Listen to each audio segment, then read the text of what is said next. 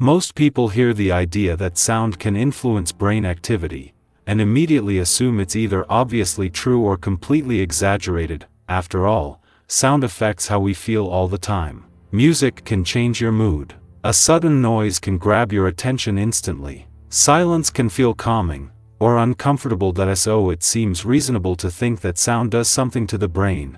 But here's where things get more complicated. Feeling something change and actual changes in brain activity are not the same thing, and that difference is where most of the confusion begins. Because the brain is always active, it's constantly producing electrical patterns, what we often call brainwaves, across different frequencies. These patterns shift depending on what you're doing, thinking, or experiencing. So the real question is not whether sound affects the brain, it's how much, and in what way. At a basic level, the brain is highly responsive to patterns, rhythm, repetition, timing. These are all things the brain naturally tries to track. When you hear a steady beat, for example, your brain doesn't just hear it. It starts to anticipate it. That anticipation is already a form of interaction, and in some cases, this interaction can lead to a phenomenon often referred to as synchronization, where certain aspects of brain activity begin to align with external rhythmic input.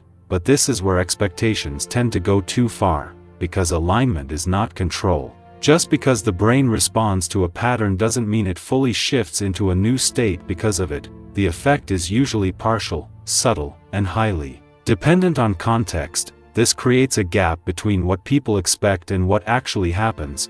Many expect that listening to a specific type of sound, especially frequency-based audio, will directly change their mental state. That it will put the brain into focus, relaxation, or clarity. But the brain doesn't work like a switch. It works like a system adjusting to multiple inputs at once. Sound is just one of those inputs, and often, it's competing with many others: your thoughts, your environment, your level of fatigue, even your expectations. That's why the same sound can produce completely different experiences. One day it feels calming, another day it feels distracting, not because the sound changed, but because the system receiving it changed. This is where frustration starts to build. People try sound-based tools expecting a clear, repeatable result. When the experience is inconsistent, it's easy to assume nothing is really happening, but something can be happening, without being obvious, because the brain doesn't always signal change through strong sensations. Sometimes, the changes show up as reductions rather than additions: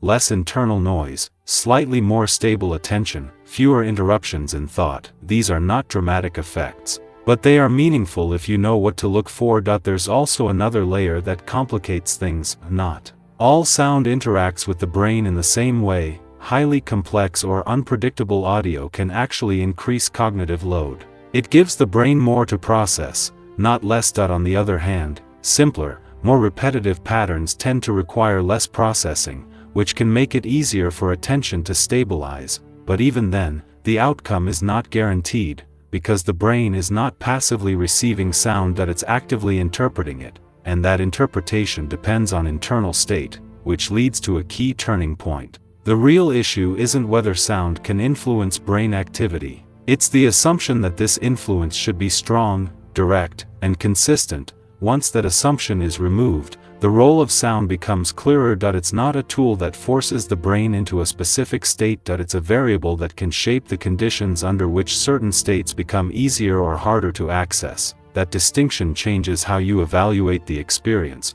Instead of asking, "Do I feel different?" the question becomes, "Is it slightly easier to maintain attention? Is there less interference?" Those are quieter signals, but they're often more accurate. Over time, these small shifts can accumulate, not because sound is overriding the brain, but because it's interacting with it in a way that reduces friction within the system. And when friction decreases, clarity can emerge, not as a sudden change, but as a gradual adjustment in how the brain operates. That a structured breakdown of how rhythm, attention, and cognitive load interact can help you better understand when sound is more likely to influence brain activity and how to recognize those effects without relying on exaggerated expectations. If this perspective helped you see the topic more clearly, subscribing can help you explore more explanations about how everyday inputs influence mental performance in subtle but important ways.